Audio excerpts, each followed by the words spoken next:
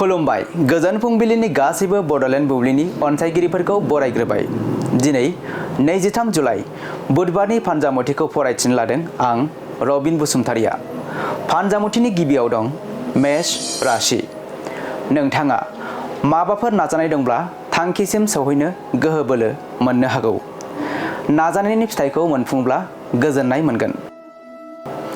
वृष राशि। नोंथाङा साना हुआ माबाफोर मुवा बेसाद बायोब्ला नोंथांनि राङा खहा जानो हागौ। सानै हयै रां बाहायनाया गाहाम। मिथुन राशि।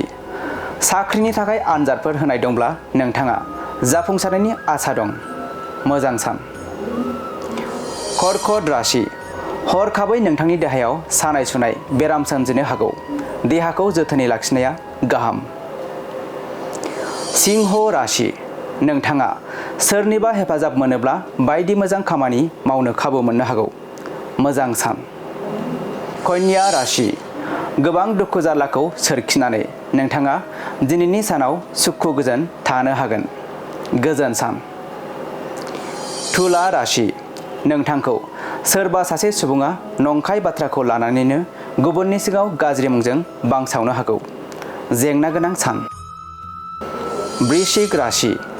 देहायाव हरखाबै माबा मोनसे बेराम नुजाथिना नोंथाङा देहाखौ जोबोद लोरबां मोननो हागौ।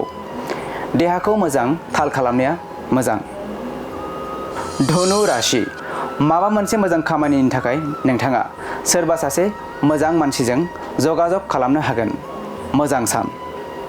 मकर राशि। गोबाव साननिफ्राय गोमाना थानाय माबा जिरादखौ नोंथाङा मोनफिननो हागौ।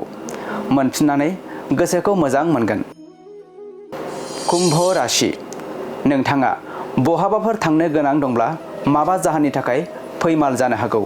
गोसोखौ उसुखुथु मोनबाय थागोन। आरो मीन राशि। लामा हान्थिनाय समाव नोंथाङा गारि मटरजों सौग्दावनो हागौ। थाल लानानै लामा हान्थिब्ला गाहाम। दिनै सानसेनि राशि फरायथिनाया बे एसेनोसै। आसा खालामो नोंथांनि दिनैनि साना मोजाङै मोजां थांगोन। बेखौ बड'लेण्ड बुब्लि नखरनिफ्राय मिजिंथिबाय। गोजोन्थों।